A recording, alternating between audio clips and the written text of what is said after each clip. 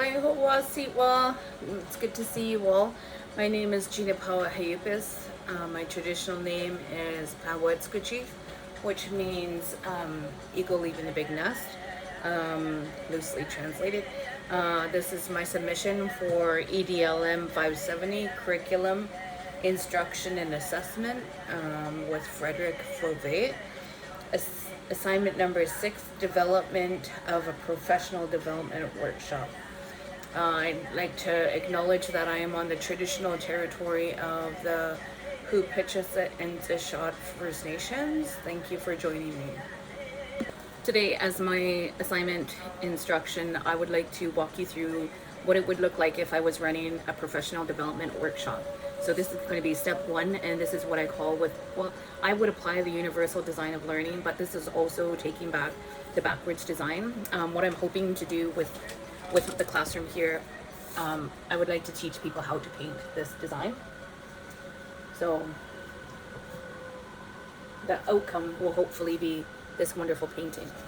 And my son on the other side over here, he's going to be joining me today as my student, and he's going to be doing the butterfly.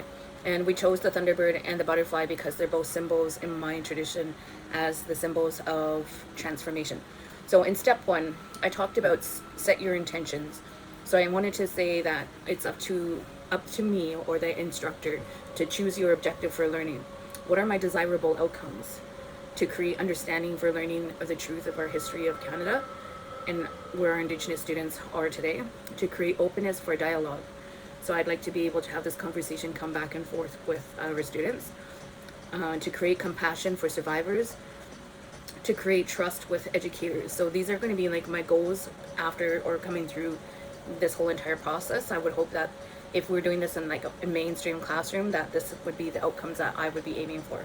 So in this step, I am asking my students, my children, to use 3 words that they feel relevant to what our history has come and what are our outcomes that we want to gain out of this today. So I'm going to introduce you to Rave. This is Rave. He's going to be one of my students today, and he's going to choose his 3 words, and then he's going to write them wherever he would like on his panel. And then this is my son, Aiden. Okay. And Aiden will choose his 3 words as well. So when you feel ready, please choose your 3 words to set your intentions for your objective for learning, and write them on your canvas. And this can be an example of trust, of unity, reconciliation, healing, love, respect, honor, willpower, strength, courage, anywhere you want. Doesn't have to be in one spot. You can make it big, you can write it small, you can write it sideways, nice and big.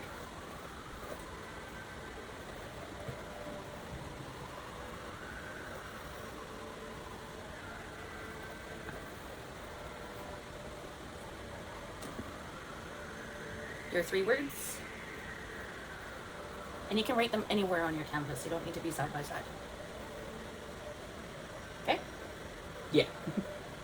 What are your 3 words? Strength, encouraging, braveness. And your 3 words? Trust, respect, and wise. Thank you. In the next step, I would like to talk about the background. I would like to talk about residential school survivors. I would like to talk about the past, the present, and the future. From survive to thrive. So me, myself, I was in residential school from 2.5 to about 4.5, and then I moved into foster care for the next part of my life. And residential school had a series of impacts directly on me, myself. I had gone through a lot of things in my lifetime that I struggle with coping mechanisms today. I was not exactly the best parent, and I had a number of breakdowns recently since the 215 because I came to the conclusion that I never had somebody to teach me how to be a parent. And even as I was growing up, living with my uncle and his wife, that they were doing the best that they could do because they were, my uncle was a residential school survivor. And so that my parents as well, both my mom and my dad went to residential school. My mom went to Alberni Indian Residential School, and my dad went to Cooper Island Residential School, which had one of the highest death tolls. So what had happened in this process of being in residential school and generations going to residential school, I would say one of the biggest impacts on me myself is the fact that I never got to have a relationship with my siblings. I never grew up knowing how to have good communication skills and strategies or coping mechanisms. So I exported those beliefs onto my children, and I became overly protective of my children to the point where I didn't trust them with anybody.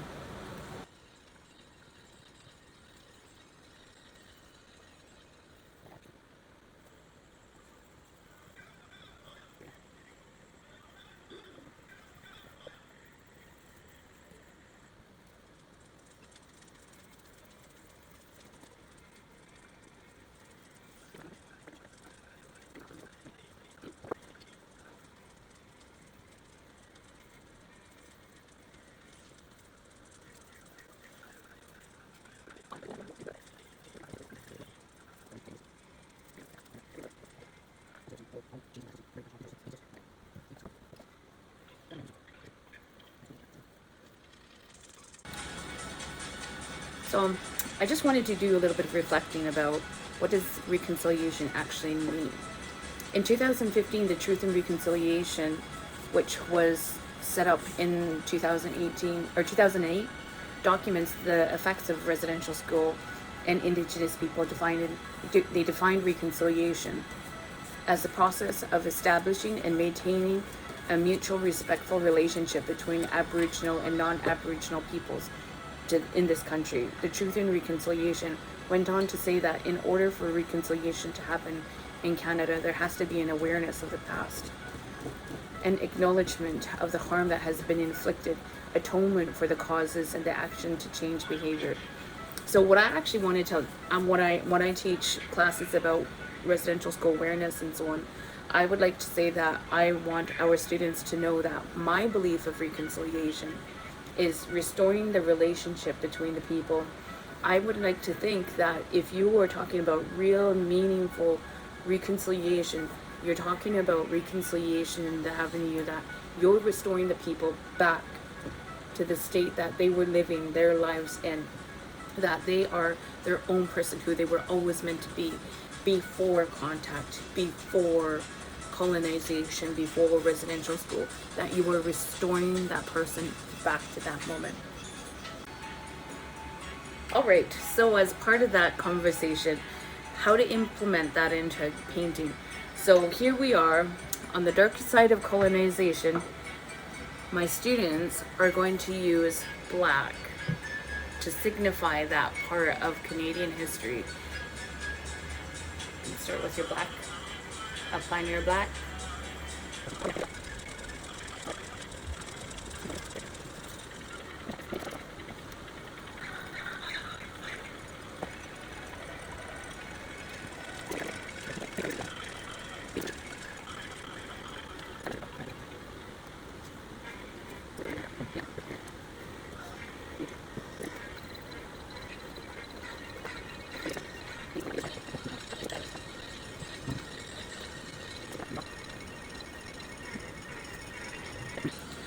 So the opposite.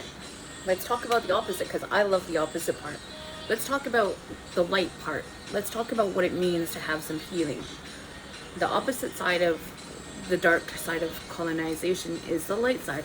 They survived residential school, and now they're in the healing process. And sometimes people in colonization and impact, they want to interfere with that healing. One of the things that Indigenous people are doing right now is starting to learn how to use their voice, because they've had enough. They've had enough. They've had all their rights taken away through colonization impact. And they have trauma response, right? One of the trauma responses I had as a survivor of residential school is being completely terrified of water. And I never knew why I was afraid of water, but there was a memory of mine where I was being drowned by one of the nuns. And I never understood that until now, until after the 215, where I had come to the conclusion where one of the nuns was holding me under in ice cold water. And so like this has caused me to go into some treatment, into some healing, to get some healthy coping mechanisms, because I was suffering, and I didn't want to go around and punish anybody else, which is one of the biggest beautiful things about Indigenous people, is they're not out there punishing everybody else for the hurt that they have. They hurt themselves by drug and alcohol abuse. They have sexual abuse. They have no boundaries. They become promiscuous. They have anger issues. They're like quick to get to their anger. They have no voice. Lots of people who went to residential school talk about how they never learned how to use their voice because they were met with like physical violence when they wanted to use their voice. Suicide awareness, missing and murdered Indigenous women, because Indigenous women didn't feel like, like they're just like attacked because they're Indigenous.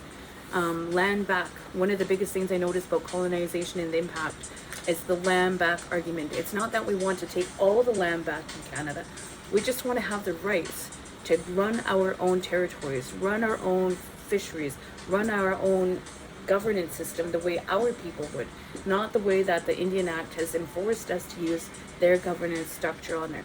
So let's get into the healing part of this, and we're going to get the students to start putting down some white into their painting. So in this section, I would like students to take the time to think about ancestors, their mums and their dads, and so on and so forth. Let's pull all of those people forward. Every single one of them has a courage story that they can talk about. So let's go bring those hearts in. Let's go start here and start painting in some hearts.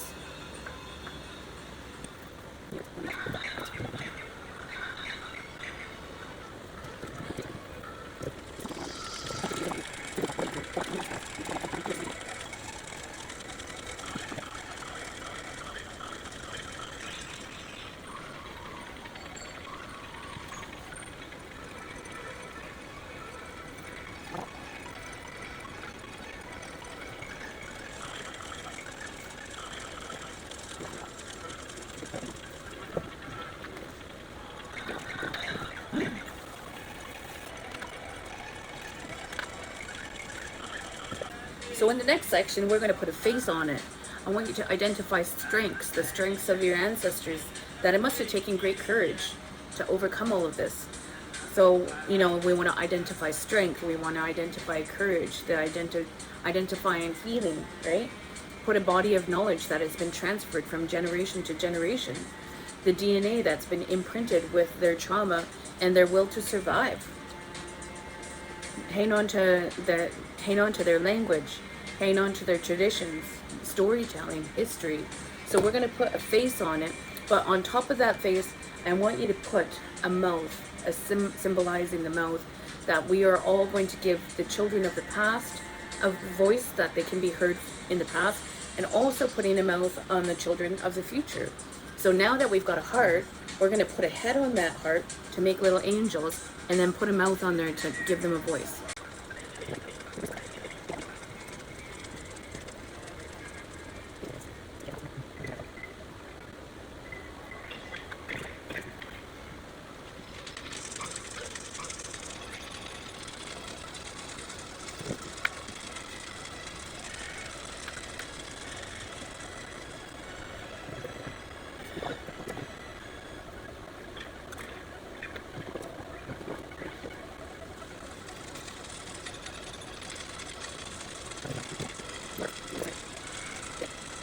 So in the next part, I really want to show that, that may have been the old part of Canada's history. That this is reconciliation to me. I'm saying that this is going to be the line of traumatic break. This is never going to happen again. People often don't want to talk about reconciliation in residential school because they don't want to talk about the good and the bad. They don't want to talk about the balance of the good, and the light and the darkness, and so on and so forth. This is what healing is all about. We have to acknowledge that this is the truth, and the truth and reconciliation. They call it the truth for reason. So the line of traumatic break is in the center of your canvas, and you want it to show that you're never going to, this event is never going to happen again in Canada or in our history ever again. Not as long as we create new allies and so on and so forth. So the line of traumatic break is going to go down the center of your canvas, and some people can go down and around, and then you want to cross it because you want to show that this is never going to happen again. Nobody's ever going to take away my children. Nobody's ever going to come after my grandchildren ever again.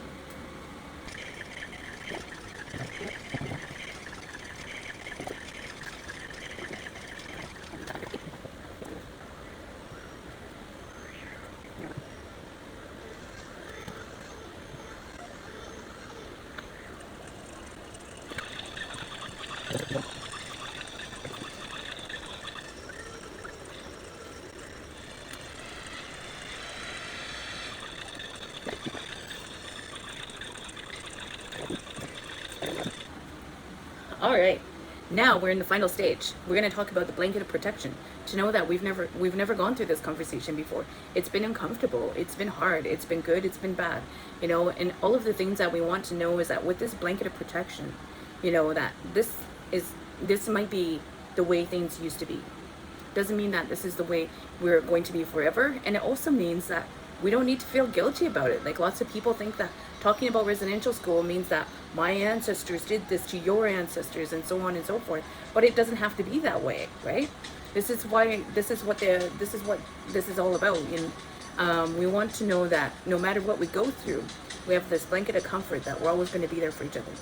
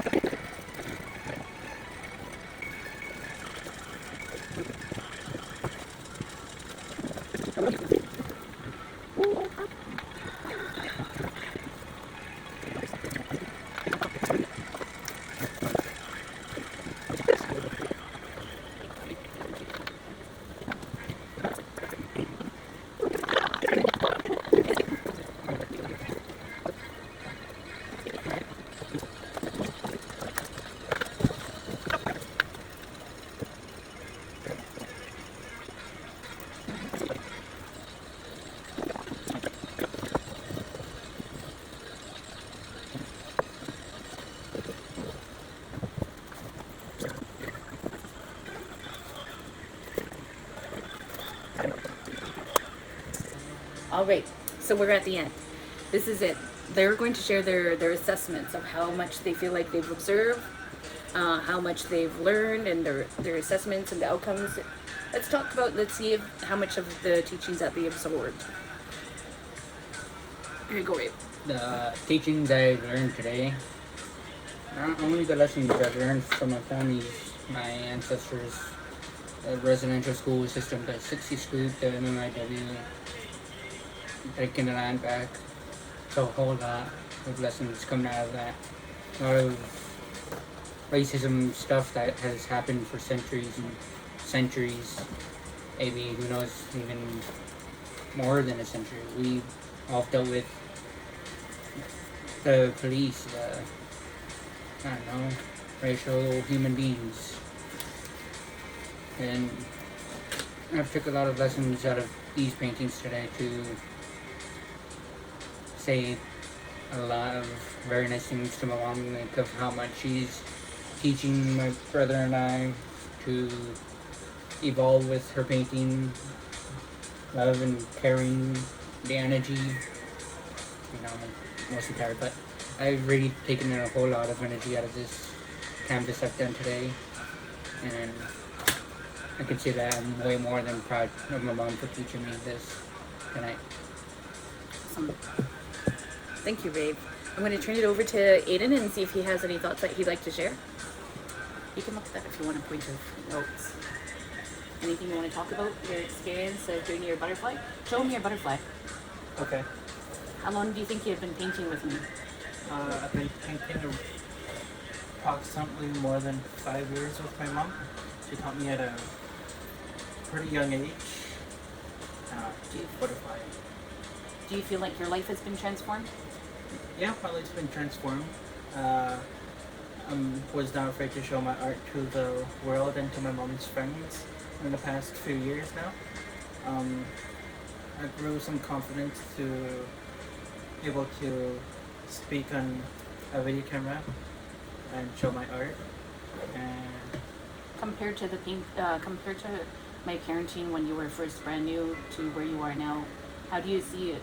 My parenting has changed towards you. Me and mom have been talking a lot more compared to what it was back then. We were all pretty busy at the time. We are strong together. We watch each other's backs. Like mom said, we have hot matches, but art, it keeps us together. We have our fun moments of doing this and having fun. Do you feel like through art you found more of your voice? Yeah. And It's where I chose the butterfly. It blooms into something that can fly forward and explore new places and new things.